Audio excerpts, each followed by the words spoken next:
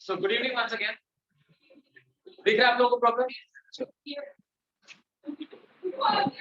Last concept जो हमने understand किया दैट वाज अबाउट एक रिंग कंसीडर करके उस रिंग की एक्सिस के ऊपर इलेक्ट्रिक फील्ड फाइंड आउट किया, राइट?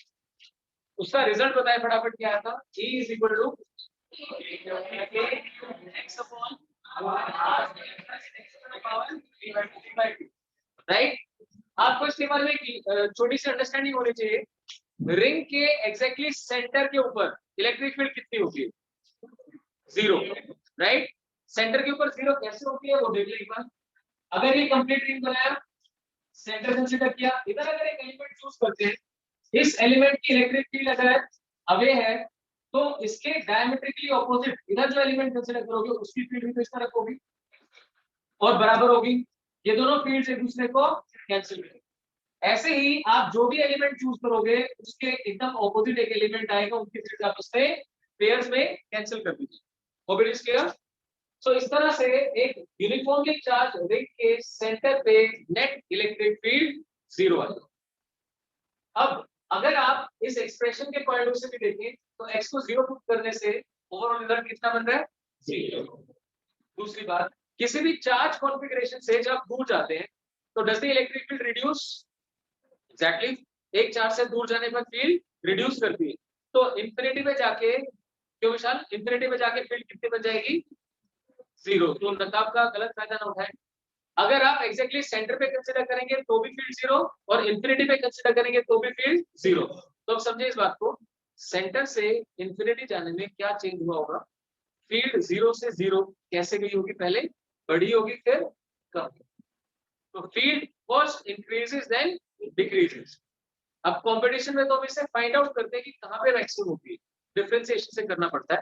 मैं आपको डायरेक्टली रिजल्ट बता देता हूं, r/√2। आप लिखिए जरा, किसी क्वांटिटी में लिखेंगे जो आपने रिंग वाला किया था। लिखिए electric field is 0 at the center. Electric field is 0 at the center, comma, it first increases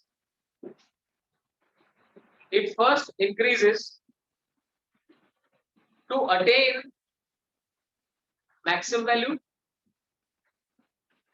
First increases to attain maximum value at r/√2. At r/√2. r क्या है? रेडियस। r/√2, ठीक है? And then decreases again to 0. Decreases again to 0 at infinity. तो 0 से शुरू हुई, बढ़ी, फिर डिक्रीज हुई और अल्टीमेटली कितनी हुई? 0। इसे जरा प्लॉट कर लेते हैं, बनाइए जरा।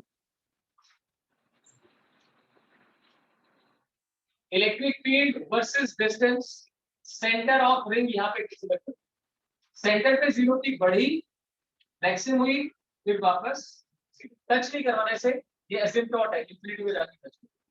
लेकिन ये वैल्यू हमें कहाँ मिली? r/√2 बराबर please. Electric field increases becomes maximum at r/√2। जो मैंने आपको बताया, सीबीएसई में इसे डिराइव ना करें, कंपटीशन में करते हैं, डिफरेंशिएट करके 0 डाल देते हैं, that gives you r/√2। Further आगे जाएंगे तो it keeps on decreasing at infinity. ठीक है, चलिए एक इंपॉर्टेंट क्वेश्चन, क्या एक चार्ज अपनी ही वजह से फोर्स एक्सपीरियंस कर सकता है? मतलब देखो, हमने कॉन्सेप्ट सीखा, कोई भी चार्ज फील्ड प्रोड्यूस करेगा, जब वो फील्ड प्रोड्यूस करेगा तो उस फील्ड में दूसरा चार्ज रखने से F=QE। याद है, एक चार्ज ने इलेक्ट्रिक फील्ड प्रोड्यूस करी, उसमें Q चार्ज रखा तो फोर्स लगी F=Q/E। क्या ये चीज उसके अपने लिए भी वैलिड है? तो इसलिए थोड़ा सा हंसी मजाक का एग्जांपल है, आपसे कोई दोस्त सलाह मांगेगा, बढ़िया दो दोस्त, लेकिन क्या वो सलाह आपके ऊपर वैलिड होती है? सबके लिए वैलिड है ना? नहीं होती। तो एक चार्ज बाकी चार्जेस में तो फोर्स लगाता है, लेकिन अपने ऊपर फोर्स नहीं लगाता। क्यों नहीं लगाता? टेक्निकली समझते हैं, ये तो था याद रखने के लिए। अब टेक्निकली, अगर आप चार्ज की फील्ड का एक्सप्रेशन देखो तो क्या होता है? KQ/R। k क्यू है r स्क्वायर, उसके अपने ऊपर r कितना बन जाएगा 0, एग्जैक्टली नीचे शुरू हो रहा है ना, तो उसके अपने ऊपर r कितना बन गया 0। अगर r 0 है 1/0 क्या होता है इंफिनिटी, उसको नॉट डिपेंड नहीं कहते ना। तो एक चार्ज के अपने ऊपर खुद की फील्ड नॉट डिपेंड नहीं, तो वो अपनी फील्ड की वजह से फोर्स एक्सपीरियंस, राइट। कोई वैसे लॉजिक लगाना चाहे तो ये भी कह सकता है कि सर चार्ज जो फील्ड होती है उसे हम ऐसे करके शो करते हैं हर डायरेक्शन करते हैं ना, तो अगर फोर्स लगती भी हो तो हर तरफ वो फोर्स बैलेंस रहेगी।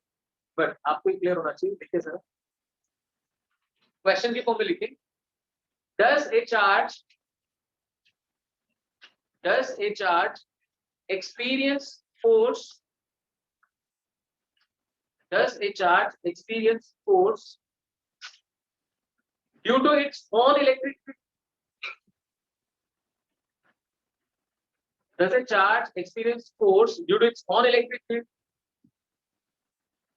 तो आंसर लिखिए no, no it does not,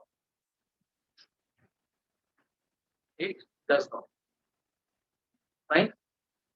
चलिए अब जैसे इलेक्ट्रिक फोर्स के लिए आपने प्रिंसिपल ऑफ सुपरपोजिशन डिफाइन किया था, वैसे ही इलेक्ट्रिक फील्ड, ये मैं चीज फॉलो क्लियर कर दूं आपको, जितनी भी वेक्टर क्वांटिटीज होती है उन सब के लिए ही प्रिंसिपल ऑफ सुपरपोजिशन फोर्स का भी आ जाएगा, राइट। और जैसे वेलोसिटी के लिए डिफाइन करेंगे, क्यों, एक ऑब्जेक्ट को एक साथ कई वेलोसिटी नहीं मिल सकती, लेकिन एक पॉइंट पे एक साथ कई चार्जेस की वजह से इलेक्ट्रिक फील्ड तो आ सकती है, एक चार्ज के ऊपर एक साथ कई चार्जेस की इलेक्ट्रिक फोर्स तो आ सकती है। तो जहां जहां ऐसा पॉसिबल है हर जगह हम क्या लगाते हैं प्रिंसिपल ऑफ सुपरपोजिशन। अगर आपको ध्यान हो 10 साल में वेव्स का टॉपिक था, वेव्स में भी आया था प्रिंसिपल ऑफ सुपरपोजिशन, जिसके बेस पे स्टैंडिंग वेव पढ़ा था, बीट्स पढ़ा था। तो मैं जानता हूं आप में से कुछ एक ने बिल्कुल नहीं पढ़ा था, तो इतना समझ लीजिए कि अगर एक रूम के अंदर वेव एंटर करे तो क्या करेगी, ऑसिलेशन कर रहे हैं। एक वेव की बजाय अगर दो वेव्स एंटर कर जाए तो दोनों ऑसिलेशन कर रहे हैं। तो किसी भी पार्टिकल की overall oscillation principle of superposition. अभी यहाँ की बात करते हैं, write down principle of superposition for electric field, principle of superposition for electric field, electric field देखते हैं, electric field at a point, electric field at a point due to a number of point charges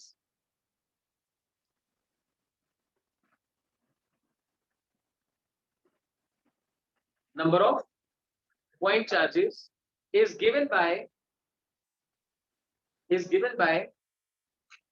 vector sum, given by vector sum of electric field due to individual charges, is given by electric field due to individual charges। ठीक है, साथ में चाहते हैं point डाल सकते हैं कि किसी भी एक चार्ज की इलेक्ट्रिक फील्ड उस पॉइंट पे इस बात से अफेक्ट नहीं होती कि बाकी कितने चार्जेस यहाँ प्रेजेंट है। फोर्स में भी किया था, मैंने कहा आप सब चार्जेस हो, मैं भी चार्ज हूं, तो एक ही मेरे ऊपर जो फोर्स लग रही है वो इस बात से अफेक्ट नहीं हो रही कि बाकी कितने चार्जेस यहाँ पे प्रेजेंट। साथ में लिख दीजिए such that electric field of one point charge, electric field of one point charge is not affected,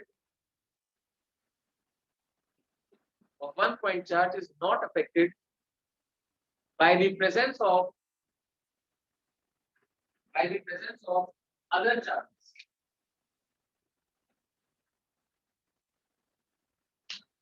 by the presence of other charges। तो उसमें देखें,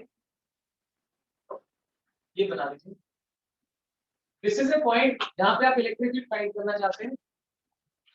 These be the charges Q1, Q2 and so on, let this be Qn। साथ साथ बना लीजिए। This is a point now, point P, यहाँ पे हमने इलेक्ट्रिक फील्ड फाइंड आउट कर, चार्जेस है Q1 Q2 up to Q1, Q1 Q2। हम बाय डिफॉल्ट अपनी डेरिवेशंस के अंदर सारे चार्जेस को कैसा कंसीडर करते हैं, पॉजिटिव। तो पॉजिटिव की फील्ड क्या होती है, आउटपुट। ठीक है, एक शीट सर्कुलेट की हो प्लीज जरूर फिल कर देना, उसमें अपना नाम आप कैपिटल लेटर्स में फिल कर देना ताकि स्पेलिंग मिस्टेक ना हो किसी तरह से। और 2 फोन नंबर लिखते हैं, एक अपना और एक पेरेंट्स का, और 2 व्हाट्सएप ग्रुप्स, तो वो हम आज ही बना पाए। तो देखिए Q1 की वजह से इलेक्ट्रिक फील्ड इस पॉइंट पे इधर आ गई, दिस इज E1। Q2 की फील्ड इधर आ गई, दिस इज E2। और Qn की फील्ड इस तरह है, दिस इज E। आप चाहे तो इसे वेक्टर से बना सकते।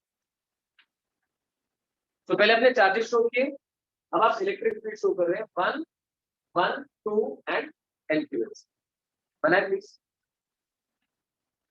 These should be shown along the line joining, line joining के along ही show। ठीक है, हो गया। अब आपको क्या फाइंड करनी है, टोटल इलेक्ट्रिक फील्ड। टोटल कैसे निकलेगी इन सबका, वेक्टर से लिख दीजिए। Total electric field, total electric field at point P, total electric field at point P due to, at point P due to n point charges, due to n point charges, n point charges becomes E is equal to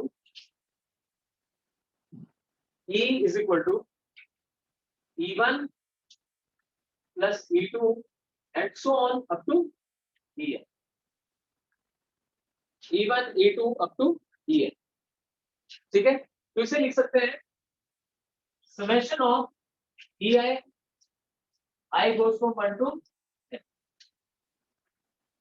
n electric fields को add कर।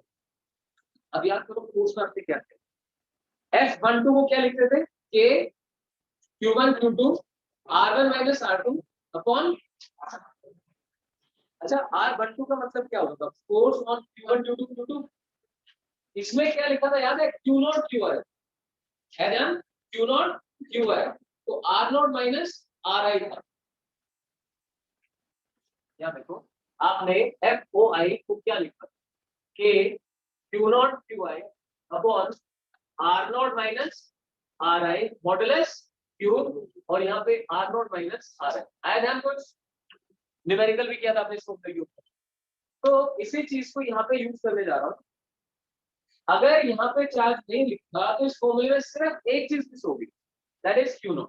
मानते हैं electric field is force upon charge, तो जो हमने force का formula याद किया था तेरी मेहनत करके, उसे हम डायरेक्टली यूज कर लेंगे, सिर्फ इसमें से Q0 छोड़ देंगे, दैट विल बिकम, देखिए sir, so this becomes equal to K Qi into RO minus Ri divided by modulus RO minus Ri Q, और साथ में रहेगा summation I goes from 1 to n।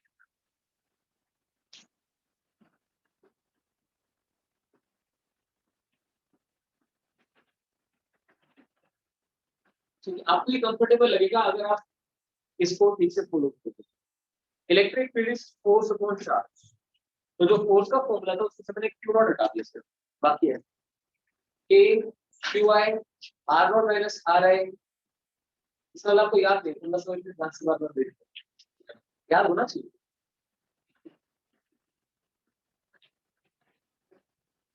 ठीक है, क्लियर। मैं एक बार बोल देता हूँ अगर दिख नहीं रहा तो, K Qi R0 minus Ri upon modulus of R0 minus Ri Q।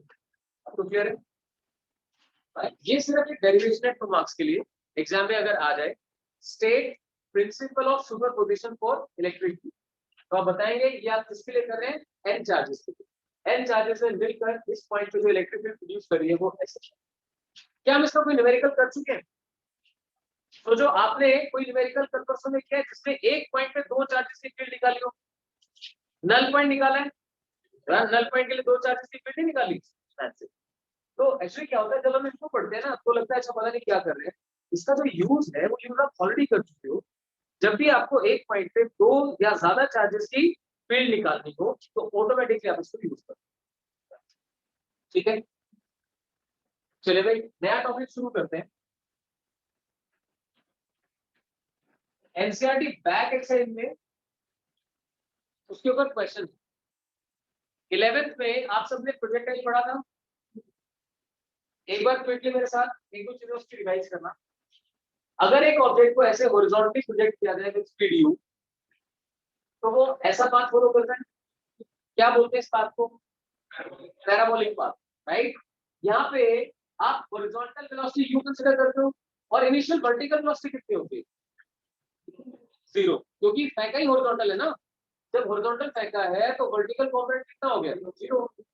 अच्छा, और ग्रेविटी नीचे एक्ट करती है तो वर्टिकल एक्सेलरेशन तो आपने g कंसीडर किया था और हॉरिजॉन्टल कितना था? 0, क्योंकि हॉरिजॉन्टल में कोई फोर्स नहीं। आया ध्यान आपको?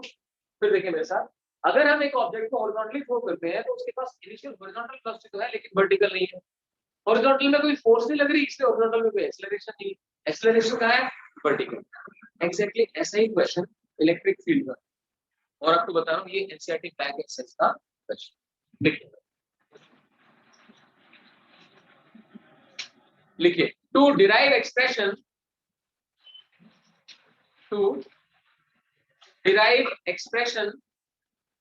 For deflection of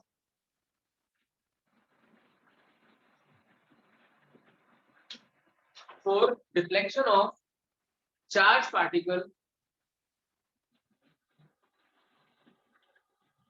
projected horizontally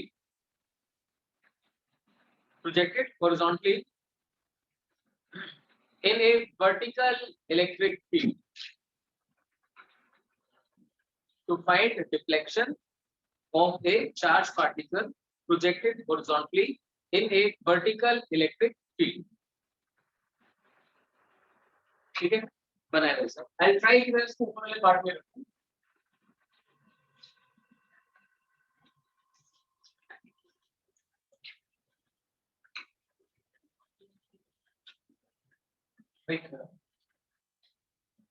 इस प्लेट को पॉजिटिव शो कर दो। आई वांट की डायग्राम मेरे साथ साथ कंप्लीट हो जाए आपका। अपर प्लेट को पॉजिटिव शो कीजिए, लोअर प्लेट को नेगेटिव।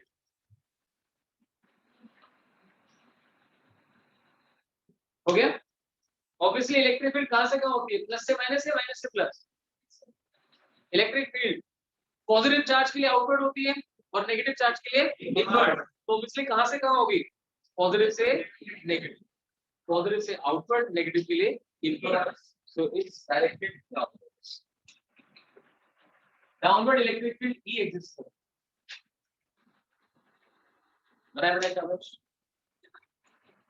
अब यहां से इनिशियल पॉइंट से एक चार्ज इनके बिल्कुल मिड में क्यू चार्ज जिसका मास m है वो u स्पीड से एंटर करता है और ऑब्वियसली इलेक्ट्रिक फील्ड के इफेक्ट में वो ऐसे करके ट्रेवल। तो आप देख सकते हैं जहां इस चार्ज को सीधा जाना था वहां ये कुछ नीचे की तरफ रिफ्लेक्ट, इसे हम डिफ्लेक्शन बोलेंगे और ये फाइंड आउट करते हैं।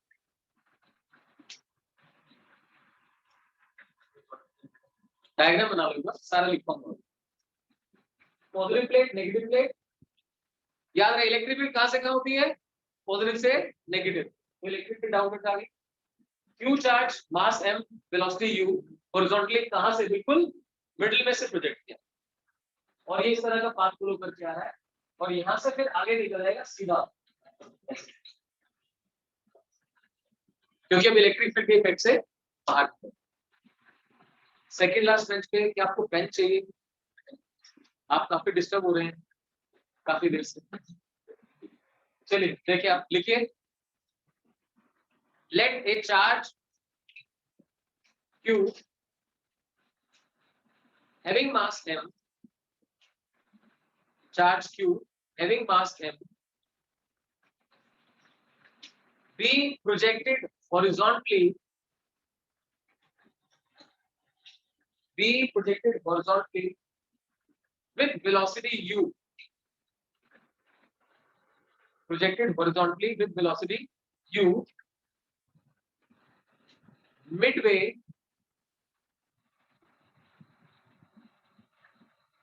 between the plates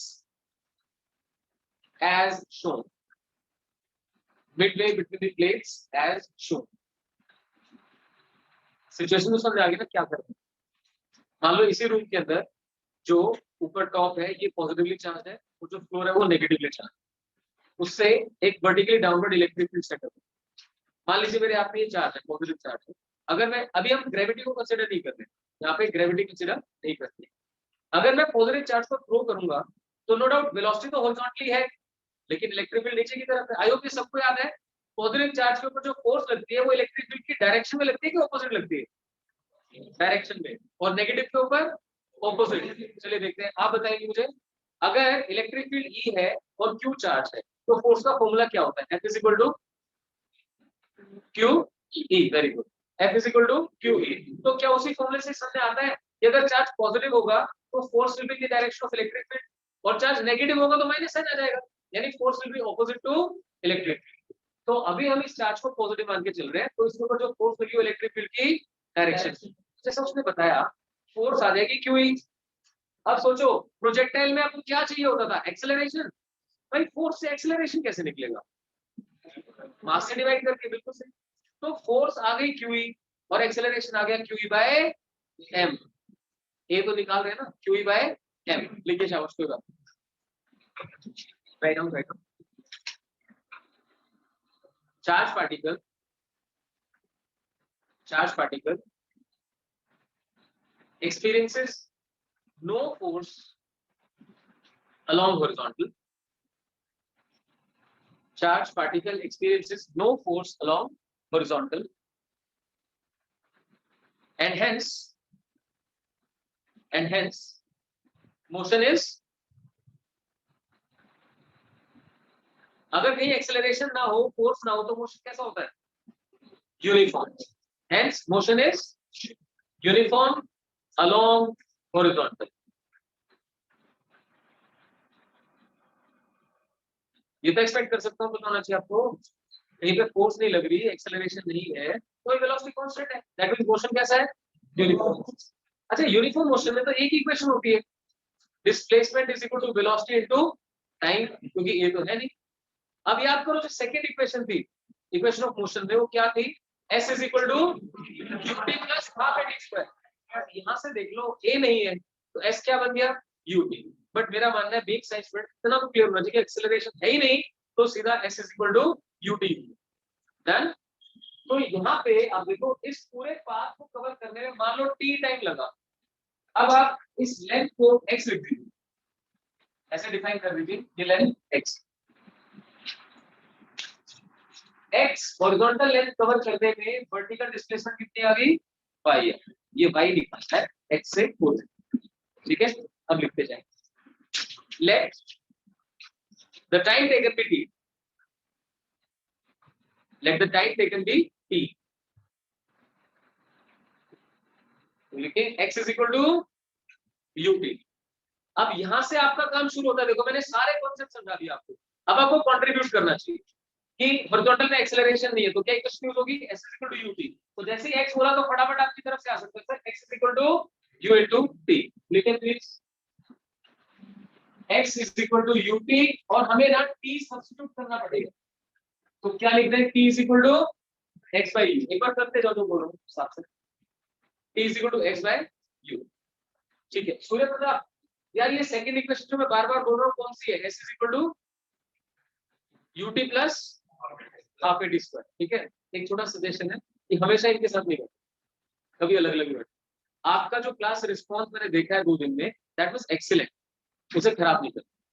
got that? हाँ या ना? अब देखिए वर्टिकल में क्या आ जाएगा? s equal to ut plus half at square. तो y इज इक्वल टू, अब वर्टिकल वेलोसिटी कितनी है इनिशियली? कितनी है? 0। सारी वेलोसिटी तो हॉरिजॉन्टल पे है, तो वर्टिकल कितनी है? 0 है। तो 0 plus half of at square. Kindly write down. y becomes equal to 0 plus half a t square. ठीक है, अब एक्सेलरेशन की बारी। a is equal to f by m, f by m, f की वैल्यू कितनी बताई थी आपने? qe, so qe by m। अब क्योंकि आप इलेक्ट्रिक फील्ड के बारे में पढ़ रहे हैं तो मतलब फ्रैक्शन ऑफ सेकंड में दिमाग में आना चाहिए, इलेक्ट्रिक फील्ड में क्यू चार्ज आ गया तो फोर्स कितनी आ गई? qe, और फिर एक्सेलरेशन कितना आ गया? qe। ये काफी बार यूज होगा, so you to be very clear about this. कि फोर्स आ गई qe, एक्सेलरेशन आ गया qe by m, उसे उठा के कुछ कर लेंगे, लिखो जरा। Hence y is equal to half of qe by m into x by u का स्क्वायर, यानी x square by u square। Hence y is equal to half, पहले तो a पुट किया qe by m, और यहां से देखो t is x by u। इसे आप इक्वेशन 1 लिख दीजिए, साथ में मेंशन कर दो using equation,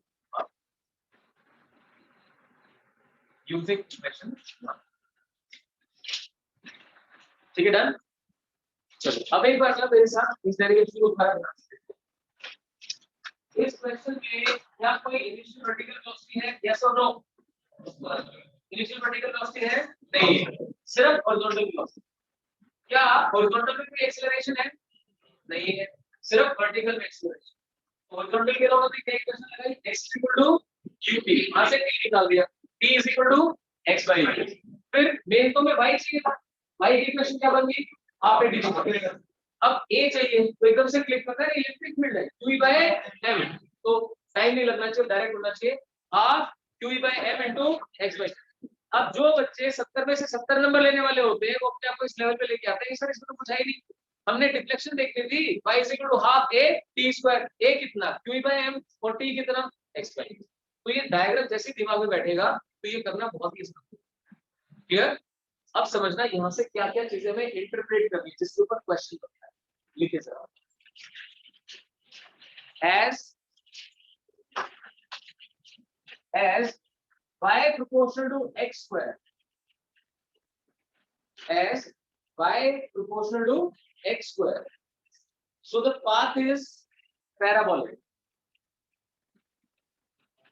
path is parabolic, कैसे पैराबोलिक। फिर ये फर्स्ट पॉइंट था। सेकंड पॉइंट, आपने कभी चार्ज टू मास रेशियो सुना है? Charge to mass ratio chemistry में सुना होगा, ऐसी बात नहीं। इलेक्ट्रॉन का charge to mass ratio, proton का चार्ज टू मास रेशियो, नहीं? इसने स्पेसिफिक चार्ज सुना नहीं? मैं मतलब सेकंड क्वेश्चन की आपसे पूछना जा रहा था कि चार्ज टू मास रेशियो को क्या बोलते हैं? It's also called specific charge. तो आप देखेंगे +2 फिजिक्स में, इलेक्ट्रोस्टैटिक्स में भी और मैग्नेटिज्म के अंदर भी q by m बहुत सारी जगह। तो हमें ये क्लैरिटी चाहिए यहाँ से, जिस पार्टिकल का चार्ज टू मास रेशियो ज्यादा होगा, जिस पार्टिकल का चार्ज टू मास रेशियो ज्यादा होगा उसकी डिफ्लेक्शन देखो सामने है, नीचे क्या ये डायरेक्टली प्रोपोर्शनल है charge to mass ratio? Charge ऊपर है, मास नीचे है, तो it is directly proportional to charge to mass ratio, that is deflection would be this. देखो second point, second point, y proportional to q by m, that is specific charge। I want all of you to understand specific charge का मतलब ही charge on mass यानी charge to mass ratio, y is proportional to q by m। ठीक है, third point, electric field. Electric field जितनी ज्यादा strong होगी reflection उतनी, obviously जहां पे ग्रेविटी ज्यादा होगी वो किसी भी चीज को फटाफट खींचेगी नीचे, जहां इलेक्ट्रिक फील्ड ज्यादा होगी चार्ज को जल्दी से। So y is proportional to electric field, लिख दें y is proportional to electric. तो ये ज्यादा इंपॉर्टेंट पॉइंट्स है। इसके अलावा u भी देख सकते हो, वे ऑब्वियसली आप हाथ में एक पत्थर लेके फेंको वो ज्यादा डिफ्लेक्ट करता है, और एक गन लेके शॉट फायर करो, तो जब शॉट फायर करोगे तो आपको लगेगा नहीं वो नीचे गया, यहाँ से मान लो किसी भी चीज पे शॉर्ट फायर करना हो तो अप्रोक्सीमेटली सीधा देख के हो जाएगा, लेकिन जब बॉल फेंकनी होगी या पत्थर फेंकना होगा तो थोड़ा सा ऊपर, कारण स्पीड, बुलेट को टाइम ही नहीं लग रहा वहां पहुंचने में और बॉल को कंपैरेटिवली ज्यादा टाइम लग रहा है। तो वही बात यहाँ समझिए, अगर ये चार्ज पार्टिकल बहुत हाई स्पीड से आएगा तो उसकी डिफ्लेक्शन, मैं फिर आपको एक बात बोलता हूँ कि मैथ्स आना चाहिए लेकिन मैथ्स से फिजिक्स नहीं होनी चाहिए। Math is just a tool for physics. आपको यहाँ से क्लैरिटी होनी चाहिए, इलेक्ट्रिक फील्ड स्ट्रॉन्ग होगी तो नीचे जल्दी खींचेगी, ज्यादा खींचेगी, अगर स्पीड ज्यादा होगी तो नीचे कम आएगा। अरे बस में अब एक इंपॉर्टेंट चीज है जो मुझे यहाँ से सीखनी थी, चार्ज टू मास रेशियो। अगर चार्ज टू मास रेशियो यानी स्पेसिफिक चार्ज ज्यादा होगा तो डिफ्लेक्शन ज्यादा होगा। इसी के ऊपर ज्यादा क्वेश्चन तो है वो आपने लिख दिया होगा, x square charge to mass ratio E, अब चाहो तो यू स्क्वायर पे इन्वर्सली लिखिए। Last point, y is proportional to 1 upon u। पर अगर फिजिक्स समझनी है तो ऐसे याद रखो, स्पीड ज्यादा तो डिफ्लेक्शन कम, ऑटोमेटिकली। ठीक है, अब एक क्वेश्चन करते हैं इसके ऊपर। जो ये डायग्राम बना रखा है आप रिपीट करेंगे, मैं उसमें चेंजेस कर देता हूं क्या हुआ है। एक ये पार्टिकल नीचे की तरफ बनाया है, ऐसे एक पार्टिकल ऊपर की तरफ बनाना है जो प्लेट के ज्यादा पास तक जाए।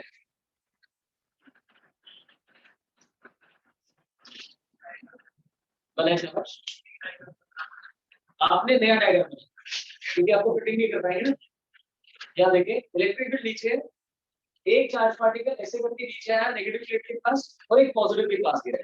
आप देख सकते हैं मैंने ऊपर वाले को ज्यादा क्लोज रखा है, यानी उसकी डिफ्लेक्शन ज्यादा है। तो इसे हम 1 बोल देते हैं और इसे 2। ये डायग्राम बनाइए पड़ता है, पार्टिकल 1 पार्टिकल 2।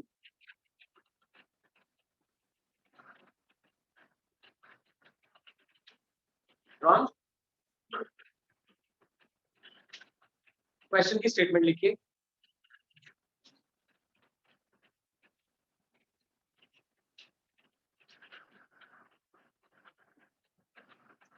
लिखिए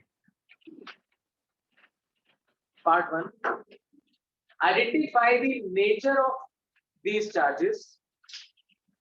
पहला part, identify nature of these charges, और सेकंड,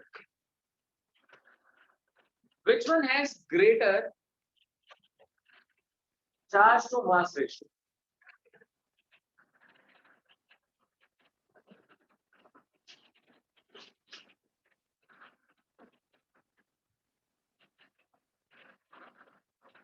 ठीक है, which one has greater charge to mass ratio। अब ऑब्वियसली बात है यार, जो नेगेटिव प्लेट के पास है उसी क्या कहते हो, जो नेगेटिव प्लेट के पास है वो कैसा चार्ज है, पॉजिटिव, और जो पॉजिटिव के पास है वो नेगेटिव। तो भाई 2 इज नेगेटिव, 1 इज पॉजिटिव। देखिए जरा, 1 is positive while 2 is negative, 2 is negative। Second part में आ जाए, ये आपको पता होना चाहिए कि क्यों, अगर पूछे तो बताना है, नहीं तो जरूरत नहीं।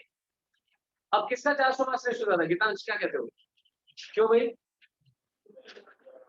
क्योंकि वो उसकी डिफ्लेक्शन ज्यादा है। अभी हमने समझा ना, deflection is directly proportional to charge to mass ratio. तो जिसके डिफ्लेक्शन ज्यादा हुई है, जो प्लेट के ज्यादा पास दिखाई दे रहा है, ऑब्वियसली उसकी डिफ्लेक्शन ज्यादा है तो उसका charge to mass ratio. Write down, specific charge of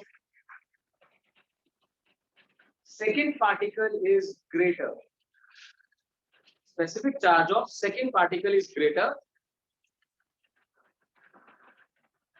as its deflection is greater, as its deflection is greater। तो यहाँ पे आप चाहो तो साथ में लिख के रख सकते हो, and deflection is directly proportional to charge to mass. ठीक है, आया समझ। तो पता है क्या, देखो मेरे पढ़ाने में एक जो मैं कोशिश करता हूँ क्या डिफरेंस रखने की, कि ऐसा नहीं कि टॉपिक की और आगे भागो। जब वो टॉपिक करते हो तो try to live that topic. कि आपको आज सारा दिन ऐसा दिख सकता है कि अच्छा घर में ऊपर वाली छत पॉजिटिव है, नीचे वाली रूम कैसी है, सॉरी फ्लोर कैसा है, नेगेटिव। यानी टॉप से डाउन क्या एग्जिस्ट कर रही है, इलेक्ट्रिक फील्ड। कुछ भी फेंक रहे हैं वो क्या है, चार्ज। वो चार्ज उसको जब थ्रो करोगे तो नीचे की तरफ जाएगा, डिफ्लेक्ट करेगा। उसके डिफ्लेक्शन को कौन कौन सी चीज अफेक्ट कर रही है, चार्ज टू मास रेशियो, कितनी दूर फेंका है, कितनी स्ट्रॉन्ग इलेक्ट्रिक फील्ड है, उसको स्पीड कितनी ज्यादा दी है। तो ऑब्वियसली इलेक्ट्रिक फील्ड ज्यादा तो जल्दी गिर गया, और अगर स्पीड ज्यादा दी तो दूर जाके गिरा, और अगर चार्ज टू मास रेशियो ज्यादा है तो डिफ्लेक्शन ज्यादा। आई होप क्लियर हो सकता है। फिर बताता हूँ ये एनसीईआरटी बैक एक्सरसाइज का भी पार्ट है। ठीक, well next start with electric field lines पर एक बार ये देख लीजिए, आपको होमवर्क दे देता हूँ। ये जो असाइनमेंट आज आपको मिली है, थ्योरी प्लस असाइनमेंट, इससे क्या क्या गिवन है। पहले सबसे पहले देखिए इलेक्ट्रिक फील्ड को डिफाइन किया गया है, इलेक्ट्रिक फील्ड इंटेंसिटी को डिफाइन किया, उसकी यूनिट्स बता दी। Then physical significance of electric field concept लिखवा दिया था मैंने आपको, ये टाइम डिले वगैरह सब चीजें बता दी थी, तो ये अच्छे से यहाँ पे मेंशन्ड है। अब फिर why do we consider test charge vanishingly small, ये भी आप जानते हैं, ताकि वो सोर्स चार्ज के इलेक्ट्रिक फील्ड को अफेक्ट ना करे। शाबाश। फिर deriving formula for electric field to point charge, ये भी कर लिया आपने। प्रिंसिपल ऑफ सुपरपोजिशन भी कर लिया, राइट। अब motion of charge particle in uniform electric field, ये वाला बेसिक हमें रिक्वायर्ड था, ये करवा दिया मैंने आपको। कॉन्टिन्यूस चार्ज डिस्ट्रीब्यूशन के बारे में आप यहाँ से चाहो तो पढ़ लेना, मुझे जितना जरूर लगा मैंने आपको करवा दिया। पेज नंबर 4 पे ये डेरिवेशन है, ये डेरिवेशन भी कल कर लिया हमने, ठीक है। तो ये चैप्टर हो गया कंप्लीट। अब जरा एक दो क्वेश्चंस करते हैं, देखते हैं। क्वेश्चन नंबर 1, बाई चांस किसी के पास असाइनमेंट नहीं तो जाते हुए ले जाना, पर अभी आप कंट्रीब्यूट करें। हैंड रेस करना भी था। इलेक्ट्रिक फील्ड को point charge is uniform, is it true और फॉल्स? आप बताएं। कैसे करते हैं, पहले मुझे फॉर्मूला बताओ, पॉइंट चार्ज की फील्ड का फॉर्मूला क्या होता है? E is equal to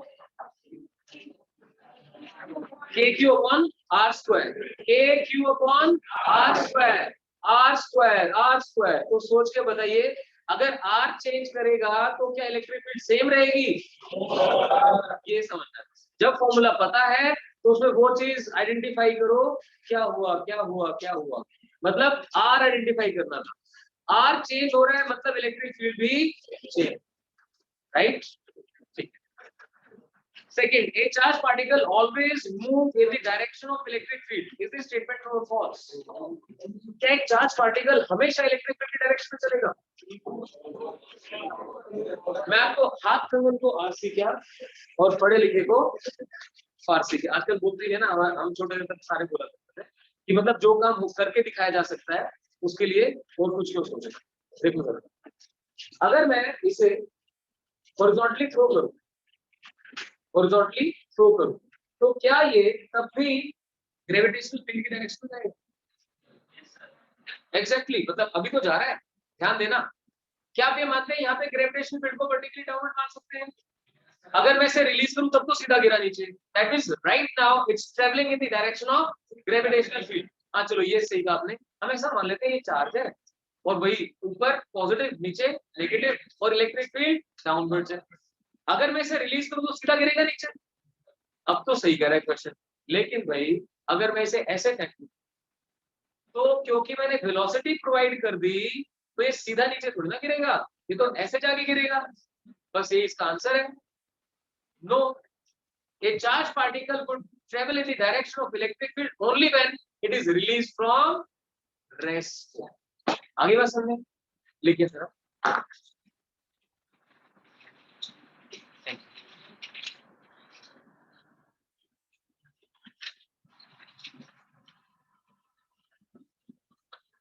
second का आंसर लिख रहे हैं, a charged particle would travel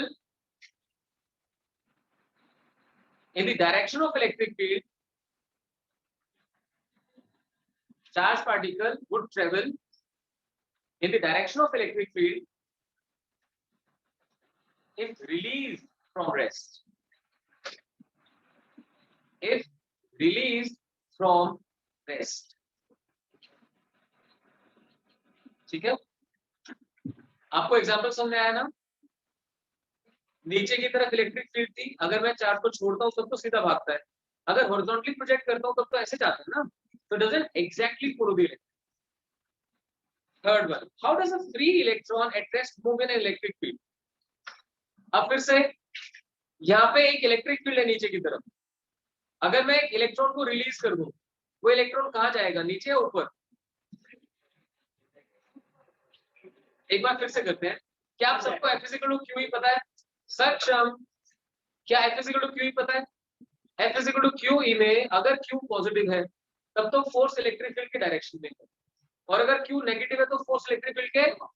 तो भाई ये बताओ इलेक्ट्रॉन के ऊपर चार्ज कैसा है। फिर देखो ना, इलेक्ट्रिक फील्ड नीचे है और चार्ज कैसा है, नेगेटिव, कहाँ जाएगा। अब क्लियर है। देखो पता है क्या होता है, फॉर्मूले आते हैं लेकिन कहाँ कौन सा यूज करना है वो सीखना पड़ता है, तो इसीलिए मैं बार बार आपसे सारे फॉर्मूले डिस्कस कर रहा हूँ। अगर इलेक्ट्रिक फील्ड है और चार्ज को छोड़ा, सीधा दिमाग में क्या आना चाहिए, F is equal to q. तो इलेक्ट्रॉन के ऊपर नेगेटिव चार्ज तो कहाँ जाएगा, ऊपर। तो it would accelerate opposite to electric field. It would accelerate opposite to electric field. ठीक है, ये तो समझ आता है ना, इक्वल टू क्यू ही, right. Fourth one, what is the use of concept of electric field intensity. Electric field intensity के कॉन्सेप्ट का क्या यूज है। ऐसा बोलते ही आप अपने आप को एक चार्ज कंसीडर कर लो और मुझे दूसरा चार्ज, आपकी वजह से मेरे ऊपर फोर्स क्यों लगेगी, क्योंकि आपने क्या प्रोड्यूस कर रखी है, electric field, right. So concept of electric field helps us explain action at a distance. इतनी दूर से फोर्स लगने का कॉन्सेप्ट कौन एक्सप्लेन कर रहा है, इलेक्ट्रिक, राइट, डन। क्योंकि 1 मार्क का तो इतना लिखना बहुत। it explains action at a distance, action at a distance, that is how two charges having some separation,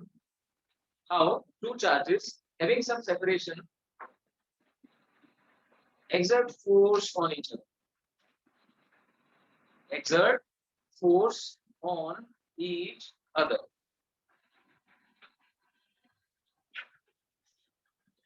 ठीक है, चलो fifth question. 4 particles each having charge q are placed on the 4 vertices of regular pentagon. Pentagon पता है ना, pentagon. The distance of each corner from center is a. Find the electric field at the center of pentagon. फटाफट pentagon बनाओ। Regular pentagon यानी सारी sides बराबर होनी चाहिए, जल्दी करें, जल्दी बन गया।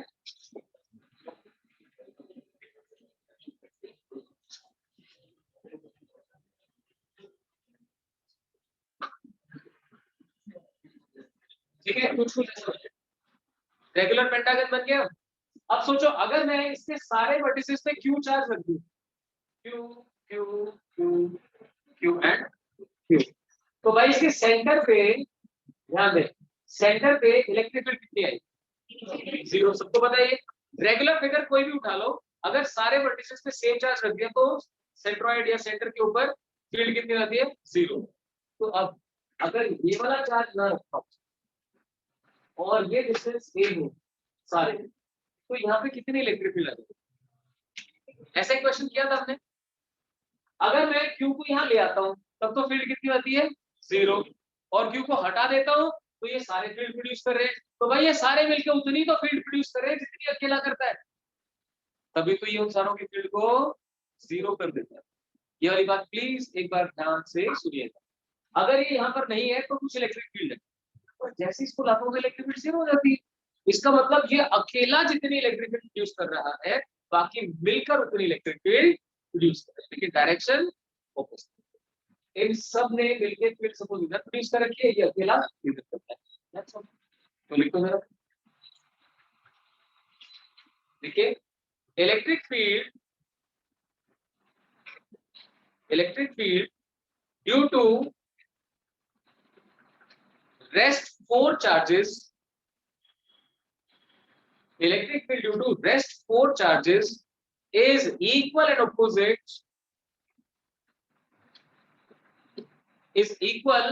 opposite to the electric field due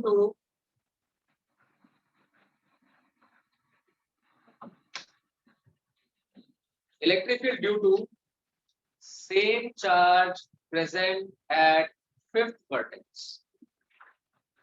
Equal and opposite to the electric field produced by same charge present at fifth vertex. लिखने का काम तो हो गया, पर आपको समझ में आना चाहिए। देखो पांचों प्रेजेंट है तो फील्ड कितनी है? 0। मैंने इसको हटा दिया तो कुछ तो बचेगी ना, लेकिन लाता तो फिर 0, यानी कि ये अकेला चारों को संभाल लेता है। यानी इस अकेले की जितनी फील्ड है उतनी इन चारों की मिला के फील्ड। ऐसा ही आप देखिए ट्राइंगल में, अगर हम इक्विलेटरल ट्राइंगल कंसीडर करें और यहाँ यहाँ यहाँ क्यू चार्ज रखें तो फिर से सेंट्रॉइड पे कितनी फील्ड आ जाएगी? अगर कोई कहे भाई इसके ऊपर चार्ज नहीं रखा हुआ तो कितनी फील्ड आएगी? तो यही सोचना है, इस अकेले की जो फील्ड बनती है वही इन दोनों के वजह से भी बनती है। ऐसे ही लास्ट एक रेगुलर हेक्सागन बना देता हूं, इसके ऊपर सारे वर्टेक्स पर फिर से मैंने क्यू रख दी तो नेट फील्ड कितनी होगी? अब एक को हटा दिया तो इन सब की फील्ड मिलके इक्वल एंड ऑपोजिट टू, जैसे यहाँ पे क्यू चार्ज रखा होगा। अब तो क्लैरिटी आ गई इस टाइप से। तो अब हम बिल्कुल मान सकते हैं कि सीरियसली एग्जाम में कोई मुश्किल लगा है आपको? अब तो आसान लग रहा है ना इस टाइप के क्वेश्चन। ठीक है, थैंक यू वेरी मच। अब सैटरडे संडे आपका ऑफ रहेगा, मंडे को आपका मतलब सर आ गए हैं। नेक्स्ट अभी संडे को टेस्ट रख लूं क्या तुम्हारा? संडे को टेस्ट रख दूं?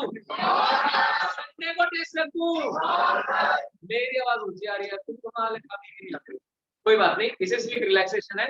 नेक्स्ट वीक आपका टेस्ट होगा और टेस्ट में क्या करूंगा, संडे मेन टेस्ट रहेगा, उससे पहले क्लास में 10 नंबर का सिंपल टेस्ट रखेंगे। ठीक है सर? सदैव पीछे पड़ा हो कह सर टेस्ट रखो तो तुम्हारा एक ही काम है, नीचे जाते चलो ठीक है, थैंक यू। अच्छा एक बात है, अब तो हमारा सबका रजिस्ट्रेशन हो गया, जो रह गया आप करवा लो यार, ऐसा मत करो। चलिए व्हाट्सएप ग्रुप आज बन जाएंगे आपके। Thank you very much. Okay Kanika, bye.